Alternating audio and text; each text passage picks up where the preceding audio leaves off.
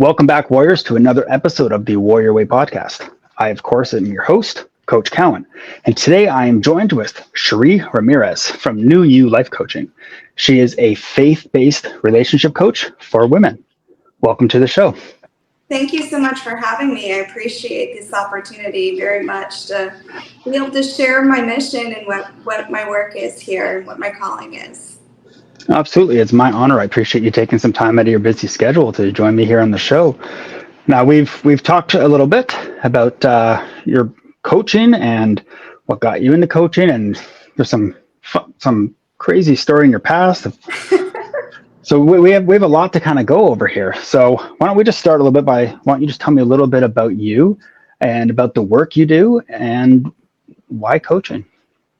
Well, a little bit about me. I live in Florida, and as I started this New You Life coaching business, I had already been a coach for business and careers and helping people get set up in their next step in their career was another coaching aspect. Throughout my life, I've always kind of leaned on wanting to help people, lift them up. I've always been, a leader in sports that I played and being a captain in different softball, volleyball, and then I went through some changes growing up with a divorce in my family. And from that, I'm the third oldest of 7 kids. But at the time, I was the oldest in the house. And so, when that divorce happened, it was kind of a lot of things fell onto me is to be able to help with this transition. So I've always kind of been that person to lean on in my family and my friends. And I've really enjoyed that nurturing and empathetic type work, because I feel like with that, it's kind of set me up to wanting to help and lean into more women, to be able to help create a safe space for them and for them to be able to know their worth and their value by walking along and in their journey with them. So just a lot of things happening in life that kind of have led me to this place. And then in this last year and a half, I guess 2 years ago, I decided to really try to dive in and figure out what my purpose was and what my calling was. And I decided to say yes to a crazy bike ride that was 350 miles from DC to Pittsburgh. Oh, and wow. As I was training for that, my routine changed. So I was breaking old habits and, journaling again. And in part of my journal, I decided, I was like, what do you want me to do, God? Because I had just found my faith 4 years ago, but I was writing in this prayer journal and it said, share my story, share what I've been through, share the obstacles that I've had to overcome with the world and be able to walk with people and meet them where they're at and carry them up through the doldrum in their life and make them feel like they're not alone, help them to know that they're not alone. And so for the past 2 years, I've been really just diving into honing my skills and being empathetic and being able to listen and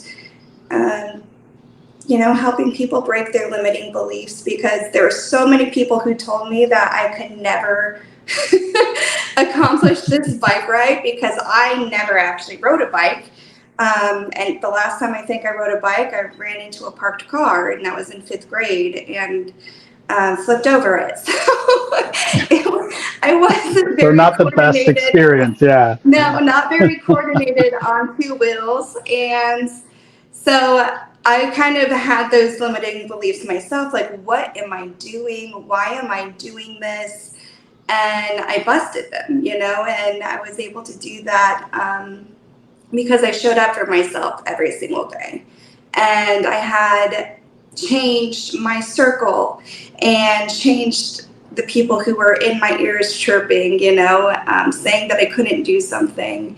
And just surrounded myself with uplifting people and listened to different podcasts, different worship music to help get me through the 80-mile days that we rode through the mountains, where I never in my life thought that I would be able to do any sort of bike ride that long, let alone in the mountains, where there were many detours and many obstacles to overcome. And, I had to change my mindset from being that fearful person of like, okay, I can't do this, and telling myself that I can't do something, to I can do this, I got this, keep looking forward, going over rocks, going over roots that were lifted up, and just like handling it.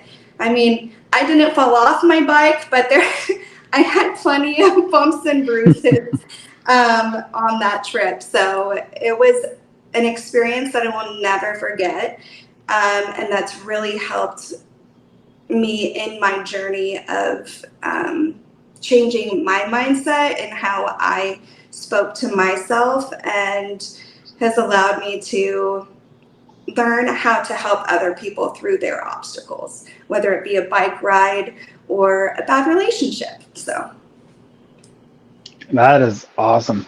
That's the kind of trip that I personally would love to go on. So I used to be an avid cyclist. It has been many years. I do have a bike. It sits in the garage. It comes out every once in a while, not often enough. But that's quite the experience, though. And I imagine more than just your limiting beliefs. I imagine just the feeling of freedom that accomplishing something like that would give you. Probably put a lot of things in perspective. Oh yeah, for sure. And on the bike ride, like, there were times where I was by myself a lot of, it was actually a majority of the time I was kind of by myself in between. I wasn't fast to keep up with the crew in front, and I wasn't as slow to stay with the people behind. So it's kind of right there in the middle. And I just kept telling myself, just keep pedaling. But I had a lot of time to myself for some clarity and for conversations with God on life and what I was doing, and just kind of an experience that has led me to that place of like, okay, well, there's a real light and dark. And for me, I wanted to be on the side where there is light. I've always had people tell me that I have a light that just shines through and radiates. And there was a time in my life where that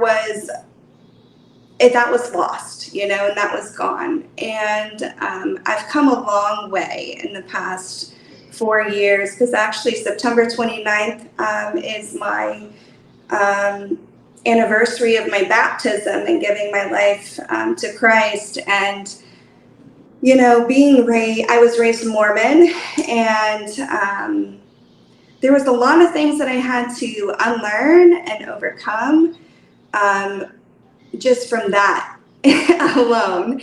And growing up in a family where I'm the middle child, and there's the comparison game, and my parents did the best that they could possibly do. There's a lot of things that, from our childhood, most people have things from our childhood that just need to be, I guess, faced, forgiven, and overcome. We have to let things go. And I'm so grateful for that love that I've been able to find through my faith, because it's been able to reframe how I think of myself, how I think of outside relationships, and how I prioritize my relationship with God has allowed me to see who He has created me to be. And I absolutely love that, because now I know that I am special. I am loved. I am worthy. I am somebody who has a name and an individuality, and I love being fearlessly authentic now. And that's what New You Life Coaching is all about, is being able to help women realize their value and their worth through God's eyes, so that they can, put their light forth for everyone to see. And relationships change and friendships sometimes end, but it's for the better when it comes from a place of love for yourself and being able to set healthy boundaries. And forgiveness is key to that aspect. So I'm just really super grateful for my faith and the work that it has done in my life and the change in who I am today. That is awesome. I know your story really resonates with me, because I've spoken with a lot of coaches, ton of coaches. I network with coaches. I have them on my show.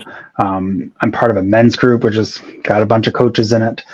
And I have yet to come across a coach who, when I ask them, like, why'd you get into this? Like, why have you decided to dedicate your life to helping people and lift people up? I've yet to hear a single coach say, well, my life has always been awesome and always been perfect and everything's always been easy, so I thought maybe I could help someone else do it. It's always some kind of struggle, some kind of battle that has been fought and overcome.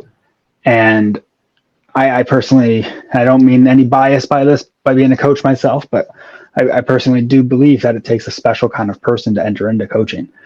And because it's one thing to go through a struggle, go through a battle, and come out on the other side with perspective and being in a better place. But it takes a special kind of person to then turn around and reach a hand back to try to pull someone else through as well. And so obviously, I commend you for taking that, making that dedication to the world, because we definitely need more people like you. So thank you. Yeah. So let's jump forward. Let's talk about your book. You said you have a book coming up. You're working on one right now? So I'm still working on it. The title is going to be Sizing Up Relationships, Discovering the Perfect Fit. So I chose to be, I didn't choose to be. I feel like I was called to be a life coach for women who struggle with relationships, because I was that woman. I definitely was that woman. I felt the need to always find my value and my worth in somebody else, whether it be a romantic relationship, familial relationship, friends. I always was like a chameleon. I always changed who I was, lost who I was, gave up pieces of who I was, because I compromised to be the person that they needed me to be, right? Like, this happens in most relationships. Sometimes you give up pieces of yourself, but I give up my authenticity. I gave up what made me special.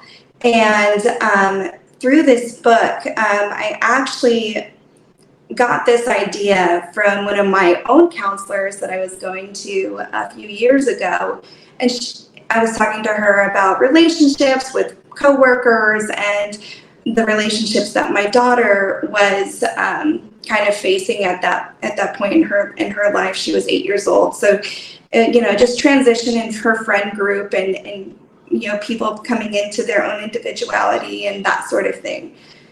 So I kind of took it and I ran with it because it's so relatable it was so relatable for my daughter, but for shoes. So I took her to a famous footwear, and we tried on so many different pairs of shoes, and each shoe has a different type of relationship. There's a different type of, we'll say like the high heel is for a special occasion. And how those always kind of get flipped off by the end of the night because they're hurting your foot. Well, those types of relationships can be a family relationship. Those types of relationships are people that you want to have barriers up. You want to be able to not barriers, but set up healthy boundaries, because sometimes family relationships can be toxic and can be the reason why, you're feeling drained at the end of a Thanksgiving dinner or something, So they're for special occasions. And then I love that just the other day, this is a brand new chapter because it was, it literally just happened. I was taking my daughter to school and she was like, man, Mom, my shoe is really bothering me. And she had these high top Converse on. And so what did she do? She took the laces out completely and relaced them. And then she goes, oh, okay, that's much better. And then I was like, oh my gosh, epiphany. Like, you just set me off down this chapter. And I start making notes into my phone. And I'm like, you could have your favorite pair of shoes, right? And they could be just rubbing you the wrong way for some reason. But if you just make one little adjustment, if you are able to forgive, if you're able to talk to somebody in a different way and communicate and talk to that person the way that they need to be talked to, that shoe doesn't need to be tossed away. That shoe is just going to be able to fit your foot just right again because you make that one little adjustment. And so that's kind of different chapters of the book are going to be different shoes and different styles of shoes that I love that. to different relationships. So that is awesome. That is such a cool way to help people visualize things. And I think especially, your target demographic, like that, that is an absolutely brilliant way to go about this. I'm a huge fan of metaphors. I love metaphors. In my book, which I got sitting beside me here, I do a big thing about talking about how you go through different phases in your life. You're going through different chapters and you essentially are playing different roles. And I used, because I'm kind of a visual person too, I used the description of Johnny Depp, and imagine all of his characters are actually the same person, but you're just going through different chapters of your life, right? Yeah. And obviously I went into a lot more detail than that because it was in a book, not 5 seconds on a talk show. But so I love that imagery, and I can really see how like your old worn in comfy tennis shoes might not be the nicest looking, but they're like the dependable. They're your go-to. Mm-hmm. They're the ones you can always count on. Yeah. I like that. That's a brilliant way to put that together. So that's good. That's gonna be an impactful book. I am looking forward to you releasing that because I am buying a copy. Oh, awesome.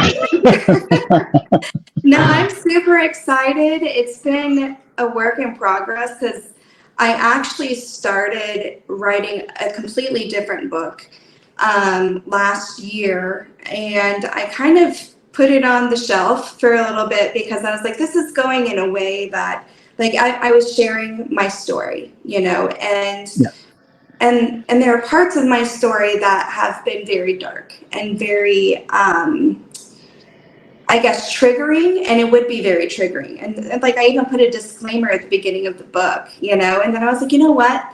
That's not how I want people to see. Like, I want them to see the light that has come from all of it, like, and how I've overcome that. So I've kind of pivoted from sharing too many of the dark stories. Like I'm open. I'm an open book, but I don't want to trigger people into feeling, depressed or sad, because it was taking a toll on me personally. And as I was writing these chapters and reliving some of these stories, it was very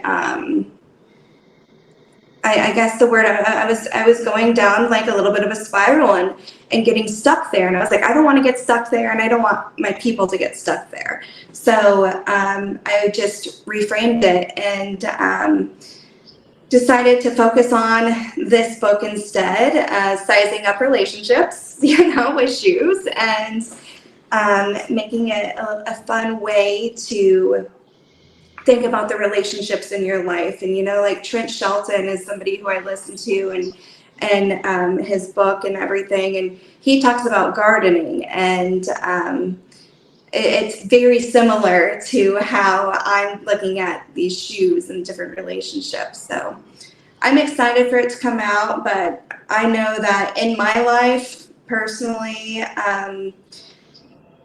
having shared the darkness, and that has, you can go to my social media pages, and I'm going through and I'm sharing bits and pieces of my story and how I felt when I was in those places.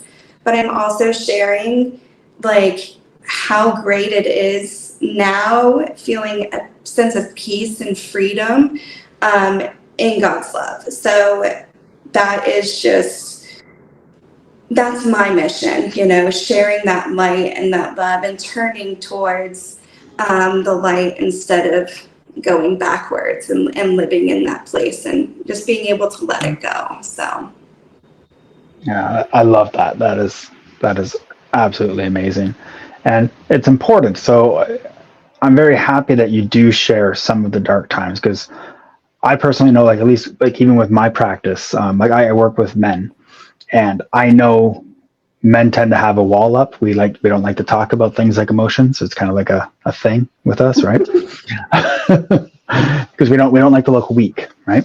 Mm-hmm. So I know that by sharing my story, I've actually had men reach out to me and say, like, just the fact that I shared my story, just the fact that I was vulnerable and I shared my darkest moments with people, and I talked about, tempting suicide and playing on that side of things, and I talked about that.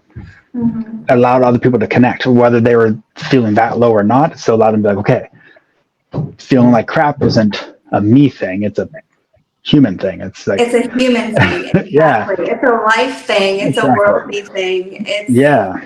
It's very real, and it's the enemy knows where to pick at you, and knows how important and valued you are, and so he will do everything he can to take you away from that light and have you living in that darkness. And I'll start off by saying, these past 4 years, like the first 2 years, it was like, okay, I was very much an infant, because I was still learning the difference between just being a Christian and believing in the Bible and the Word from being a Mormon, and hearing the differences between the religions, and then like, man, like just the value that I have being who I am. I'm imperfect, and everybody is imperfect. There was one person who was perfect, and he took on everything because of that love for us. And if we live and we walk in that love, and we have a close relationship with our God, then he's going to provide, and he's never left you. Like, he's never left me. And I look back at all the dark spots in my life, and I see the silver lining, and I see why doors closed for ending a relationship, because I never would have left had that, person not cheated on me, or had that person not been, like, there's just so many different things. So like, I know he knew that I wouldn't have left, so he made that door close for me, and there was a purpose for that, and it's just elevated me to where I'm at now. And I just I love hindsight. It is perfect vision when you can look back and see that you were never really truly alone. And I might ramble a little bit and go down rabbit holes, so please, Coach Cowan, feel free to That's what we're here for. But I'm just really super grateful for my faith and how much it's progressed over the past 4 years.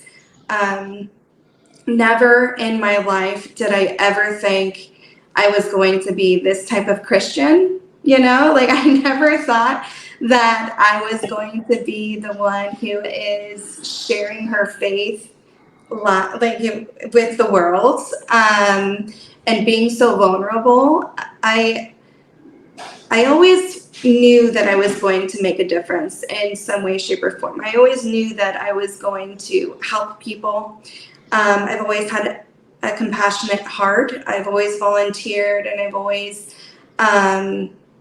truly been that person that my friends and family have come to. To the best of my ability, you know.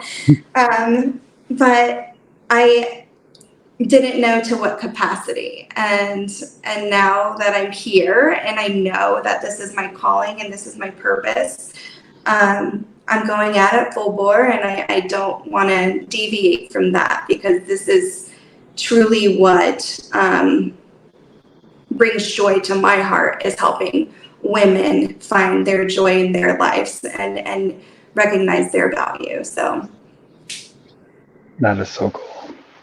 Yeah, most people who do end up setting out and changing the world and making massive impact, most people who do that didn't go there intentionally. Most people don't just say, hey, you know what? I'm going to go and change the world. Quite often, more often than not, it's you're just kind of going about your life, and then life or God or however you want to put it puts you at a crossroads, and you have a decision to make. Turn a blind eye and pretend everything's okay, or do what you know is right.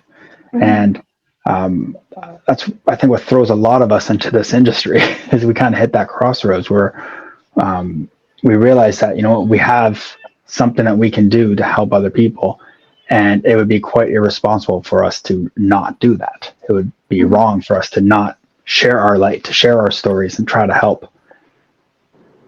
I agree. Yeah. I love the fact that we met through the Dean Graciosi and Tony Robbins challenge. Yep. And that was something that just by chance came across my news feed, and I was like, oh sure, I'll sign up for this.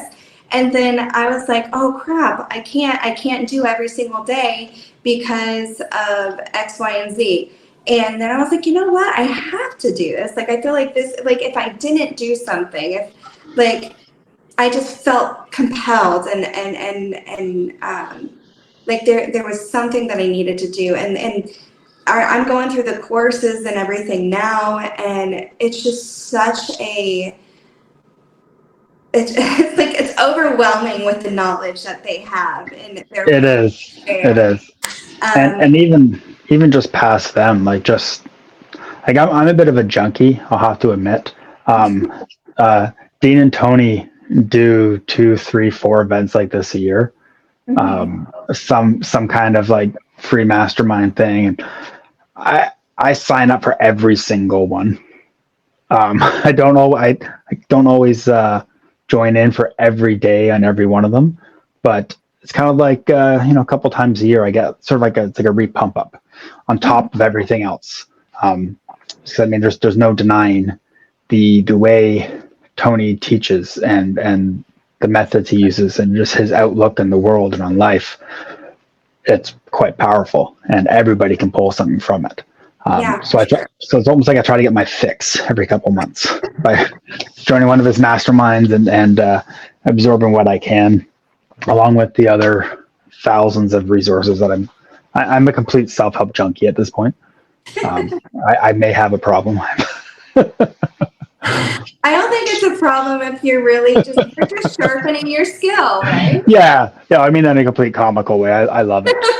I absolutely love it. Oh no, it's never a problem when you're doing something to better yourself. And yeah, I love that. Like, I think that being able to just do something that you absolutely love, that again you didn't realize was going to become a career for you, or something that you're going to be doing in your life and helping others. Like I'm still at like a loss of like, wow, like why me? But then I think about it and I'm like, oh, okay, because I've been through X, Y, and Z, and that makes me relatable. It makes me open and vulnerable. So, like you said, you're able to share, and people are able to share with you because they feel comfortable. It's like building that rapport and that safe space for them to be able to just go back into their childhood, to be able to go back to those poor relationships and feel safe to be able to do that with somebody who truly cares. And the fact that you go through all these self-help books and conferences, I mean, that just shows how amazing you are as a coach, because you're continually learning, and you're just adding more value to your clients. And so that's just, I just love it. I love that. Yeah, I'm thank you. And I'm nonstop with it. I have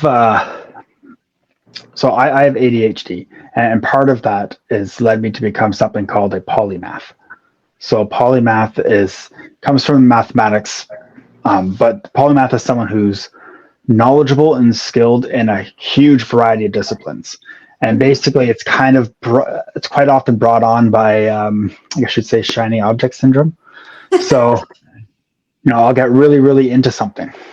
And when I get into something, I do this thing called hyperfocus, and I need to learn everything about it. And then I get bored and move on to something else. Yeah. And what that leaves me behind is this crazy category, like, Jeopardy style trivia knowledge and things that, like, there's no reason for me to know. And one of the few things, there's a couple few things in my life that have caught my attention and then never left. Music is one, and personal development and growth and helping other people on their journeys is the other one. Mm-hmm. And it's just, once I got locked in that, now I've been stuck. It's just like I'm on it, full on, reading all the time. I don't even know how many courses I've taken at this point. I've been like the amount of certifications that I have in coaching. It's just I just keep doing them, because every time I do one, it's with a new teacher. It's from a new school, from a new teacher, with a new program. They have new insights, different ways of looking at things. Because I've realized that no one approach works for everybody. Tony's approach doesn't work for everybody. It works for almost everybody. His works for almost everybody. But there's still going to be the odd person who's going to be, thrown off by him. And so I want to learn from as many people as I can. And the more I learn, I take all of that. And as I'm learning it, it's like, okay, well, how can I use this with my clients? How can I use this to help other people? And I put stuff into practice immediately.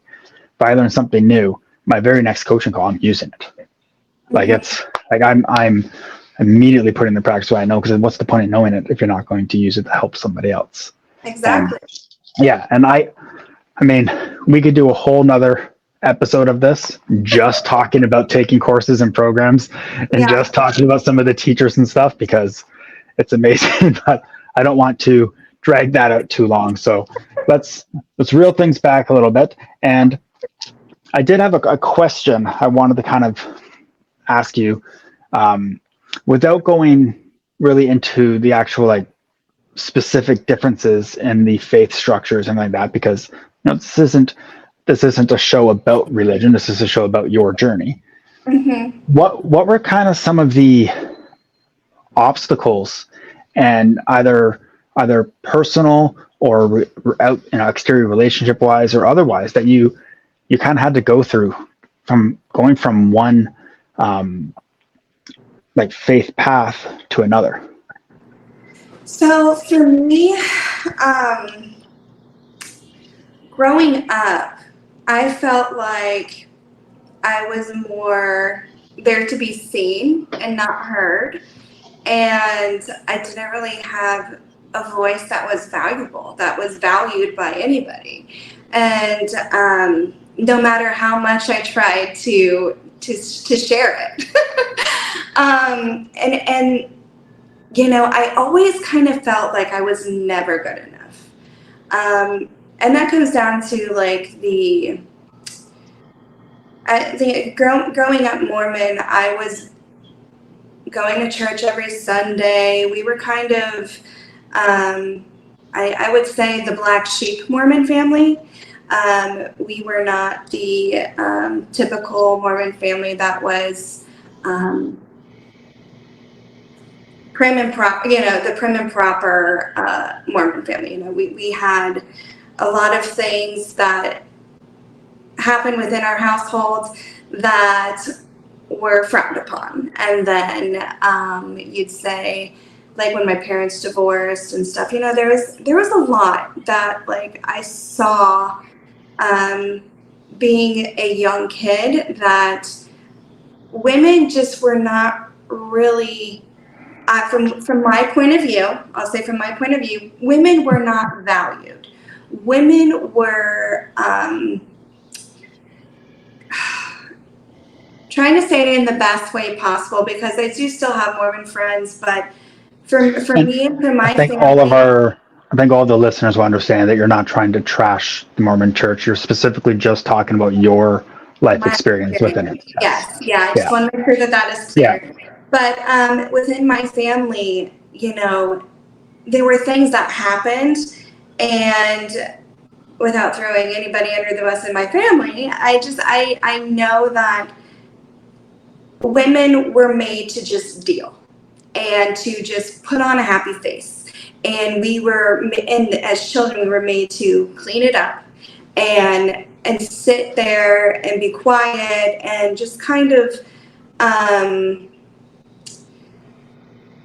really be there for show, and that translated into my adulthood and into relationships, because I thought that was how we were supposed to be. That's how we were supposed to be raised. That's how we were supposed to live and to be seen and not heard, and to I really did not feel value in who I was at all.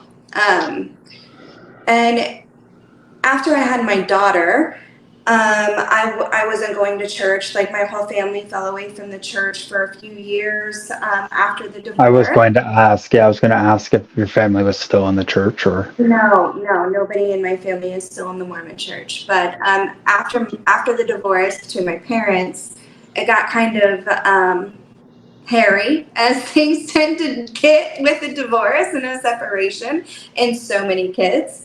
And I feel like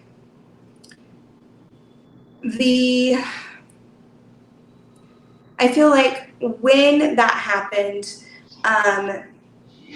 my mom got kind of shunned, right? And for years, she had been going to our bishops and the people and the leaders in our church, explaining different things, as to why things might have been difficult. And then as soon as she makes, a mistake, it's the end of the world. And in the Mormon faith, like, I remember this personally for me when I went back to the Mormon church after I had my daughter, because I was trying to find that like connection, and that was all I knew. I went back to the church and I was really trying to be good.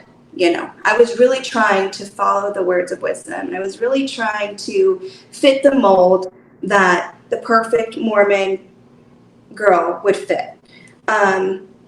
But I was going through some things as well at home, and I experienced the same thing my mom did. And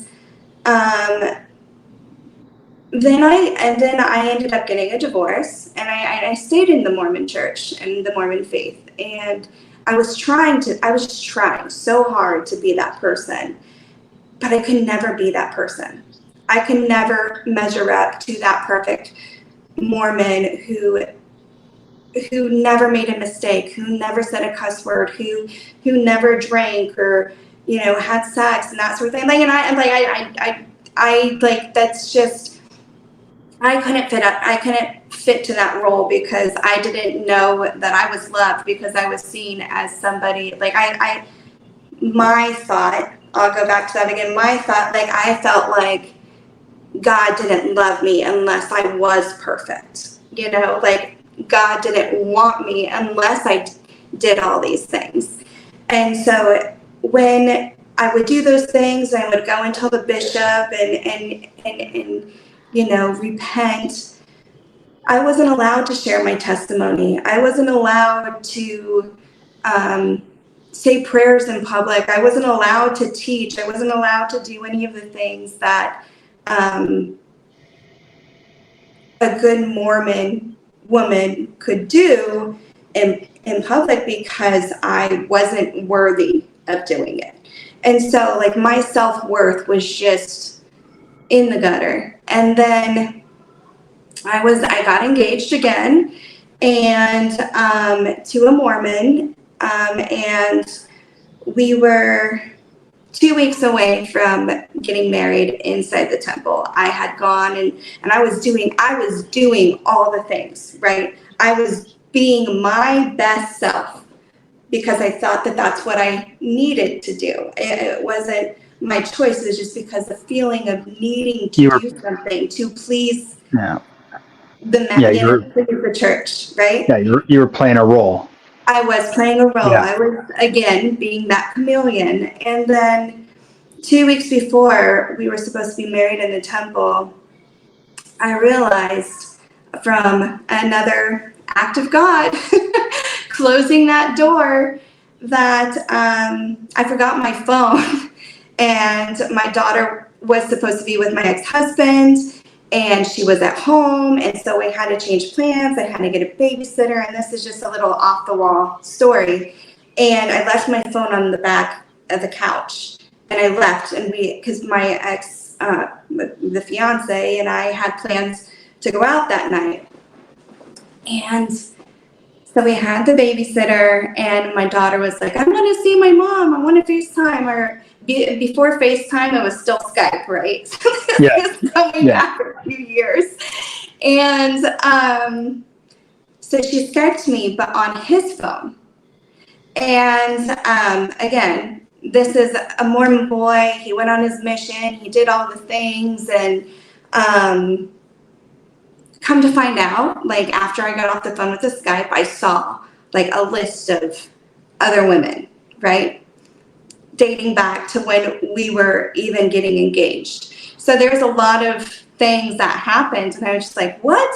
But then again, after I broke that off, it was some reason, somehow, way, shape, or form, my fault. And I was like, no, no, it's not my fault. Like, that was his choice. He did those things.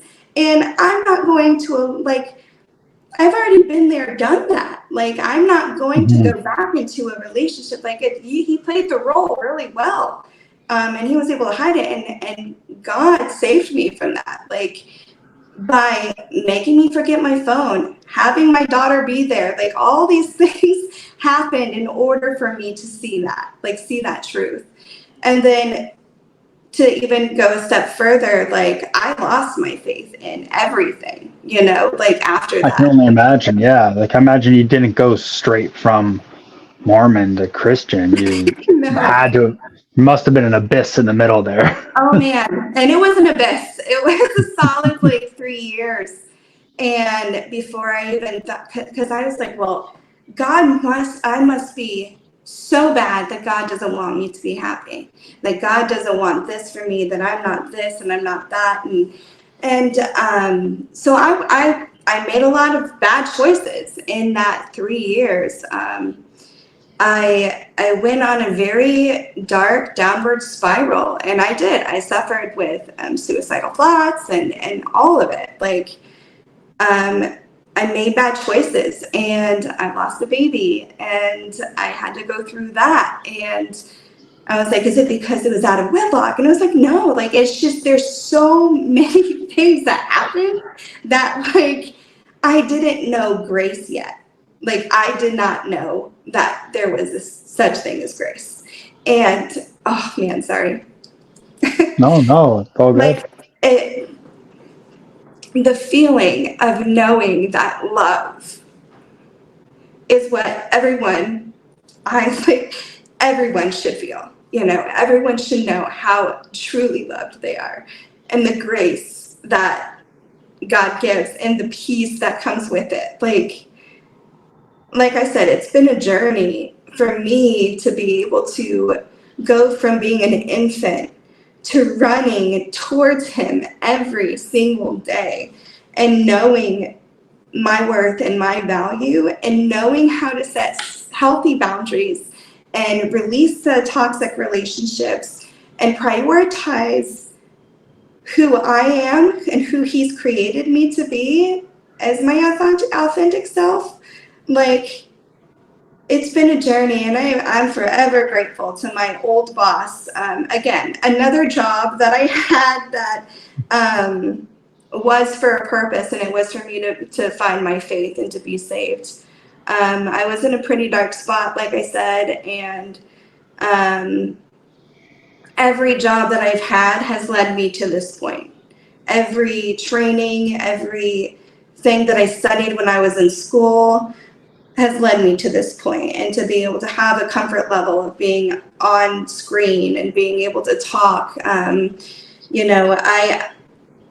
I just am so grateful for the journey, and everything that I've gone through. And I wouldn't take any of it back and change any of it because of where I'm at today and the knowledge of everything and that grace and that love that he has for me, that has allowed me to know my worth and my value and to look for that healthy relationship, but not actively look for it, if that makes sense.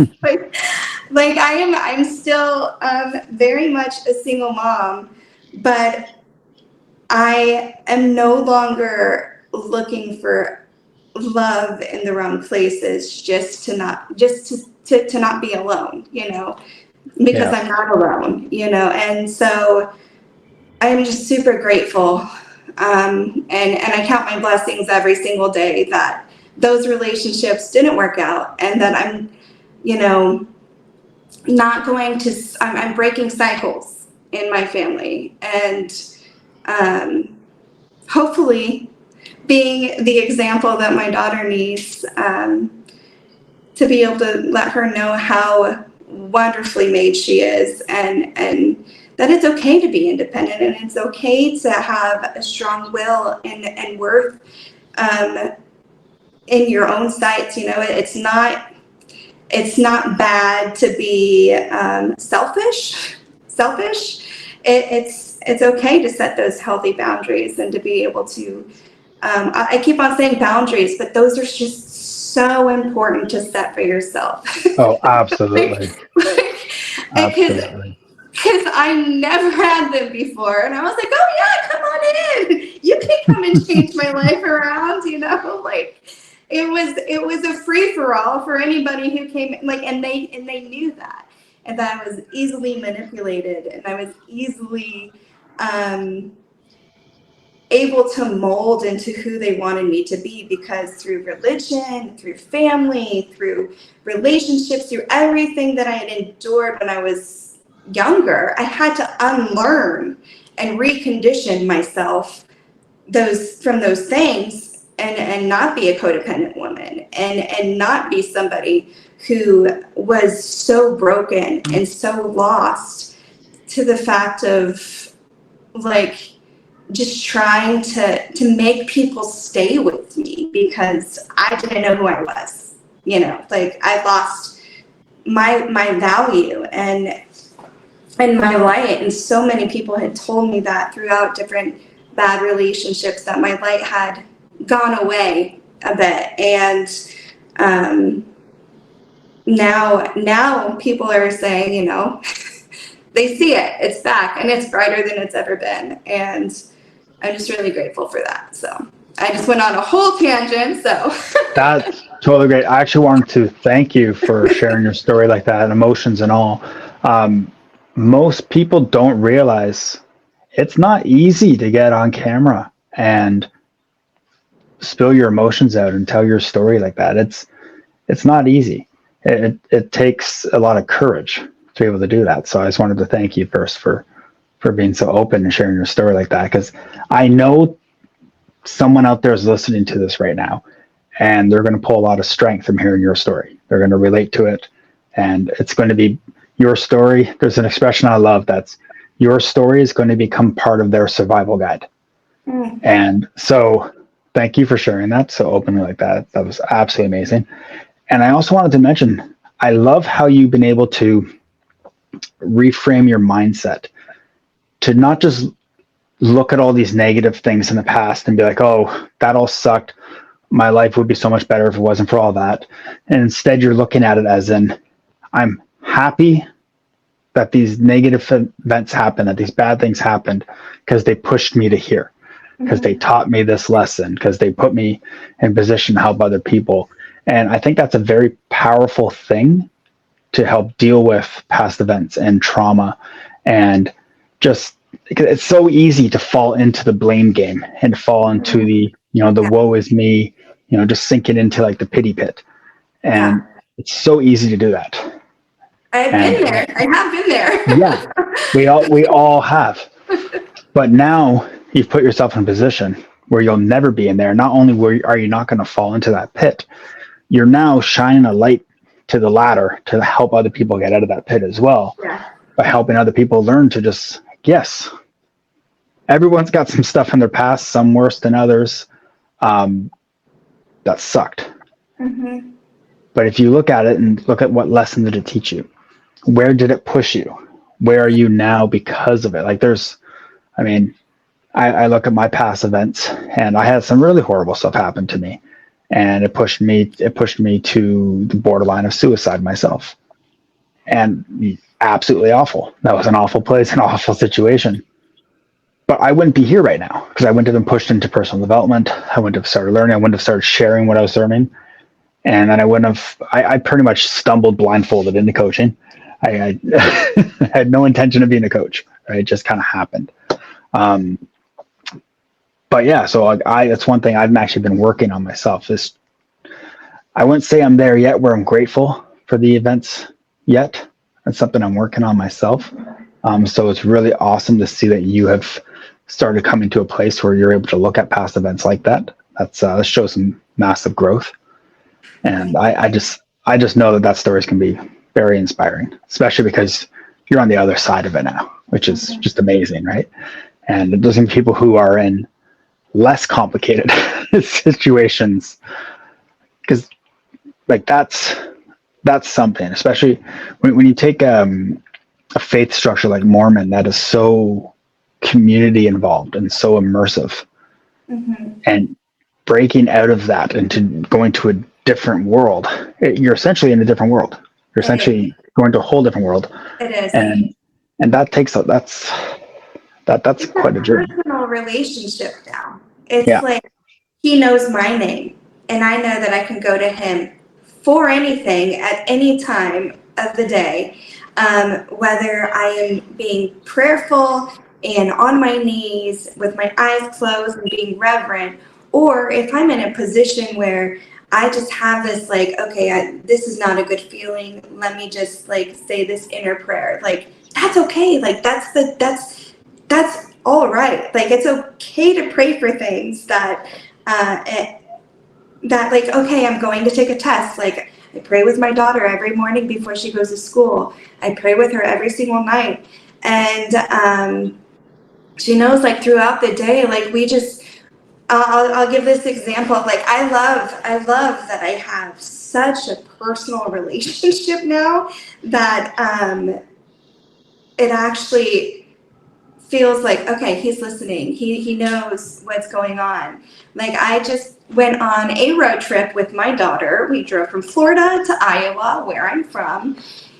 And driving back, we had my dog in the car as well. We hit a patch of bad weather. Another great analogy. We hit a patch of bad weather, which is bad weather was a tornado. And And I saw the storm around us, right? We saw the storm around us. It was brewing, and we were in the middle of cornfields and more cornfields in between Iowa and Illinois. And I said a prayer. I said a prayer and I said it out loud when I was talking. I was like, Lord, like, we haven't seen an exit in I don't know how many miles. Please allow an exit if you want us to get off this road. Not as soon as I stopped saying the prayer, there's an exit. And I'm like, crap. And I was in this fast lane, right? I was far left. So I couldn't get off in time. I'm like, Lord, please provide a turnaround that has like let me turn around. So next exit, it was like within a mile. So it was like boom, boom. Turned around, went back because I saw a Casey's gas station. And no sooner did we get to the Casey's gas station, did the tornado alarm start going off. We go inside, and the tornado is outside this building. Like, this was the only building that was like, oh my gosh, it was crazy. But we stayed in the shelter, in the Casey's bathroom, and like the hallway where away from windows and everything. Because being from Iowa, you know, like I know what to do. My daughter had never been through a tornado, and she was scared, very scared. Of course.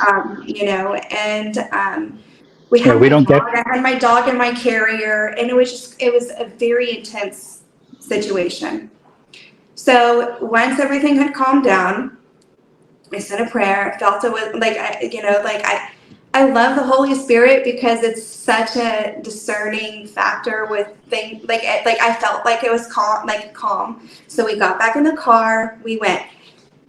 I can't even explain the feeling of holy moly, God was looking out for us, because as soon as we get off the exit, silos were down, trucks were turned over, like there was madness happening, and like ambulances there trying to, like, car crashes, all this stuff right where we were driving through. Like, if we didn't do that turnaround to go back to that Casey's, we would have been in it, like this tornado and like the devastation that we saw. And again, I'm like overwhelmed with, like, it was just definitely a God thing. And like, he looks out for us in the storms, and I love that analogy. Like, he calms the storms, and we were safe. And that's just another reason of how personal my relationship with him has gotten, is to be able to feel the Holy Spirit move in me to say, yes, go back, get back out of here. And, you know, it's just like, wow, you know, like, I just really love that I have a personal relationship with him now. Because before, when I was a Mormon, it was just morning, noon, and night. Maybe I was saying my prayers, maybe, you know, because again, I wasn't a great Mormon. But like, now I want to live in a way that is, you know, biblically based. Now I am living in a way that is biblically based because of the relationship that I have that is personal. Like, I don't want to let him down, but not in a way that, like, it's not like, oh, well, you messed up, fire and brimstone, right? It's not like that anymore. It's like, you have grace. There is grace upon grace that I am given every single day, even when I mess up. And that is beautiful. So that's something. Another story. That is something, yeah. Man, tornado. So I'm up in Canada and like Ontario, and we get what we call tornadoes. Occasional touchdown. We don't get anything like what you were describing. Like, we occasionally, but not around here. I have the most damage I've ever seen to my own home in tornadoes. I think I had a patio chair blow over once. It was like a plastic chair just kind of went. Yeah.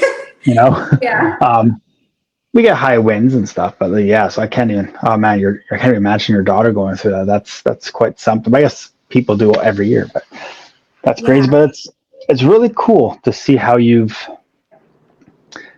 taken what could have been a very negative experience, like leaving the Mormon church and sort of falling out of faith could have been a very negative experience. Yeah. I mean, it's one thing if you didn't have faith to begin with, but I know very often people who fall out of faith tend to fall into bad directions. They tend to fall into bad choices The and opposite. rough places. Like they kind of go the opposite. Yeah, like Yeah. you go polar opposite nosedive. You're like, well, if God's not real or if God doesn't love me or whatever, then what does anything matter? And you just go off the deep end. Well, that's where I was for those 3 years. Yeah, yes, but it's great to see where you are now. Yeah. And it's great to see how you're inspiring people. And I know there's going to be lots of women out there who are going to be, they might have a Mormon past, but they are going to relate to you with the way your relationship that you have and the way that you are embracing your faith. And it's gonna be very helpful to a lot of women. So Well, I'm personally very happy that you have made this journey, because I know you're gonna put a nice positive impact on the world. and one of the things that I like to, like, you don't have to be a full-on believer or a Christian woman to be a client of mine. It's just, you have to be open to it, because I am faith-based and I am going to talk about Yes. the relationship with God. But I'm after those women who were it was me 5 years ago, like in that broken and lost state of not knowing their true identity. Like, it's all about identity and finding their value and their worth, but through a pair of eyes that loves you regardless of anything that you've ever done before in your life. Any choices. Like, it's so beautiful. And like being able to help women on their path and to their to their purpose is just, I know that is why I am here. Like, and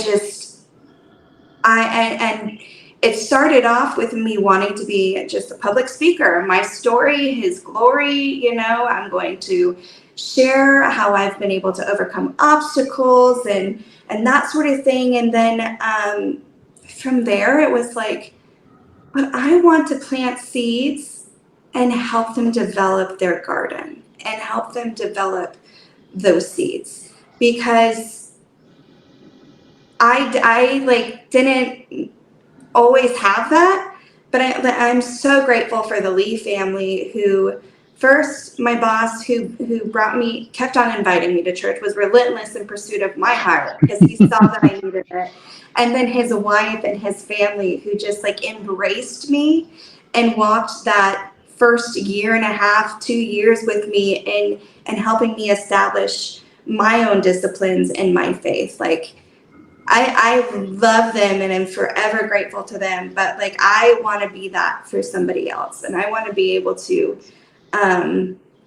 not just share my story, but help women in their next steps of their life on their journey. So that's why I'm here. That's why I'm doing New You Life Coaching, to help women feel renewed, elevated, and free.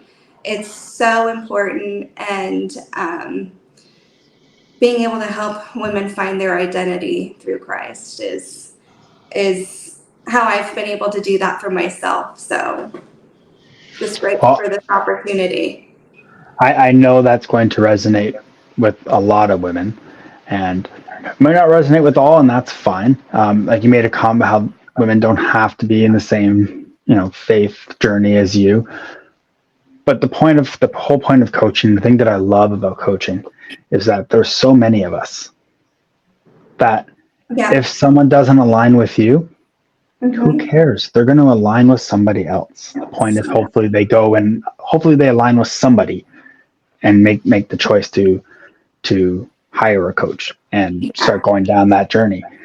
but the ones who align with you are going to align with you so strong because of your passion in your message and your just the strength in your belief and in your faith.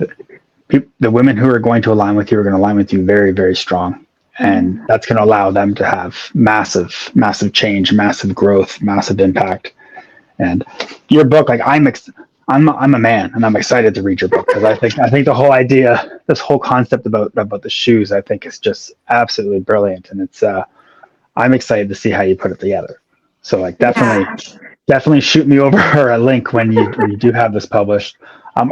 So on that note, because I am an author as well.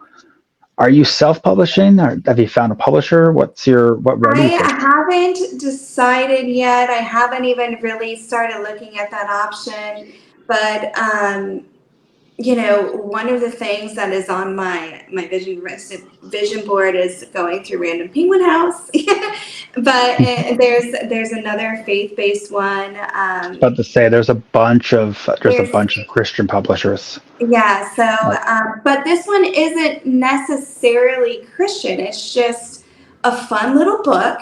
That's Talks true. about shoes and relationships. And really, I think it'd be really impactful with starting a trend in the younger ages and helping them understand healthy and unhealthy and making it relatable for everybody.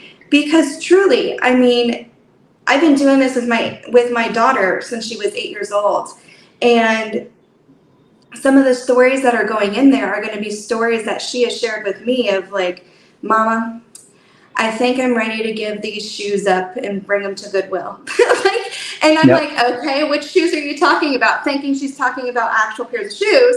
But no, it's talking about a personal friendship. These friend groups, like, I just feel like they're going down a path that I don't want to go down. They're talking about drugs or they're talking about drinking and this stuff. Yeah. And I don't want to be around that. So I'm ready to just let them have their own friend group and let them do their own thing and move on. Like, I'm giving them away. And I'm like, girl, that's you wonderful. are so healthy. Oh my gosh. It's like you've taken the concept that, people come into your life and relationships come into your life for like a reason, a season, or a lifetime, right? Like not all relationships are meant to last, whether they're intimate or friendship or colleagues, whatever. They're not all meant to last, but you're meant to take something. Yeah, even family. You're meant to take something from each one. But you've taken it and put it into a visual representation that is so simple and easy to understand that you could literally go onto a stage with a box full of shoes and do a full presentation, a full training with visual aids, an old pair of smelly sneakers, but they're the most comfortable and dependable. You have your high heels, you have and I think that's going to be quite powerful. So I'm definitely looking forward to that book when it does come out. You brought up the speaking engagements. That is going to be one of my speaking topics. Yes, you did mention that. When the book is out there. So, my target audience obviously are women, but I'm looking for Christian conferences and churches and different nonprofits like Safe Space and that focus on relationships and getting out of unhealthy ones and kind of rebranding who you are personally, and finding your authentic self. Like, authenticity, like, you're the only one in the world. You're the only Coach Cowan in the world. Yep. You're the only one. Like, you have these neat ideals and these unique stories to you. And like you said, like, everybody has their own, impact and niche and what they're looking at. And just really wanting to share that on these stages so I can just start planting seeds. Even if it doesn't start to develop just then, if I'm not the one to help water and grow and develop that seed, at least it's planted and somebody else can come in and help plant, like, make that garden a beautiful sunflowers. And the sunflowers are my favorite because they always turn towards the light and they turn towards each other when the sun is down. So. Well, I really hope that you make it north of the border with one of your talks, because I will come and see you. And this has been a amazing conversation. For anyone out there who is listening to this or watching this, who is interested in what they're hearing and want to know how to get a hold of you, what's the best way to contact you? Well, they can follow me on my social media platforms. I have Instagram and Facebook. I am developing my website right now. It is my name, ChereeRamirez.com, so that will be out soon. And my Facebook handles are New You Life Coach Cheree. You can see that at the bottom there. New You Life Coach Cheree is my Instagram and my Facebook. And I will also be sharing those, depending on where everybody is watching this or listening to this. It will also be shared in the episode description. So anyone can just kind of look down if you're listening to this on audio only, so you can't see it. Look into the show notes, look into the description, and it will be listed there as well. And my email is ChereeRamirez@gmail.com. So everything is basically my name. So it's easy to be able to find me. All right, everybody, go and follow her immediately. And keep your eyes out for that upcoming book, because I think it's going to be pretty cool. I know you're a coach for women, but that book, I can see it helping men as well, because you're putting relationships, and this applies to all relationships, not just intimate. I'm assuming you're talking about just relationships in general. Yeah, in general, So this will apply to men in the corporate world, in the office and everything. The same kind of thing. Yeah. You're going to have sneakers in the office, and you're going to have those dress shoes that you don't wear too often, that haven't quite worked in yet. Yeah. You just wear them to special office events. You're going to have people like that in the office space and on the construction site, in amongst your friends groups and your fantasy football teams. Like, you're going to have these kind of people everywhere.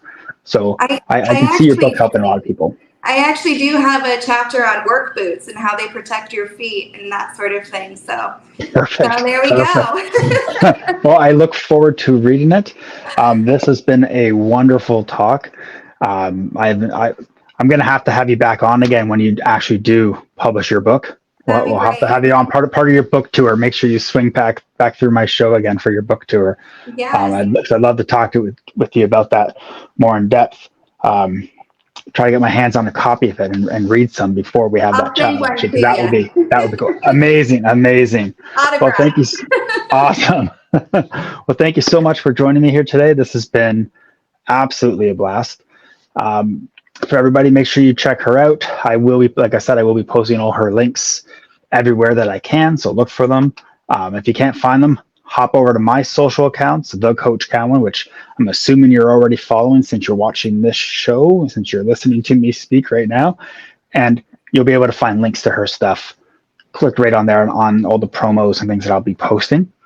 So I guess for now, I'll just leave you guys the way I leave you every episode, and that is, if you see someone without a smile, give them one of yours. Love it. Cheers. Thank you. Thanks for joining me for another episode of the Warrior Way Podcast.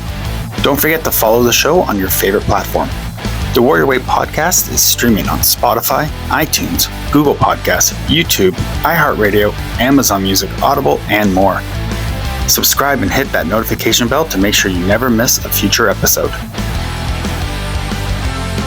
For even more content, value, and updates, follow me on social media at The Coach Cowan everywhere. If you have a remarkable story you'd like to share, come be my guest on the Warrior Way Podcast. Visit coachcowan.ca/warrior guest.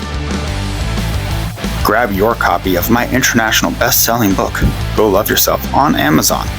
Available worldwide in digital and paperback formats. To learn more about my coaching programs or working with me, visit coachcowan.ca or contact me directly via email, contact@coachcowan.ca. Until next time, love yourself fiercely and let that love fuel your journey. Your path to success is uniquely yours. Cheers.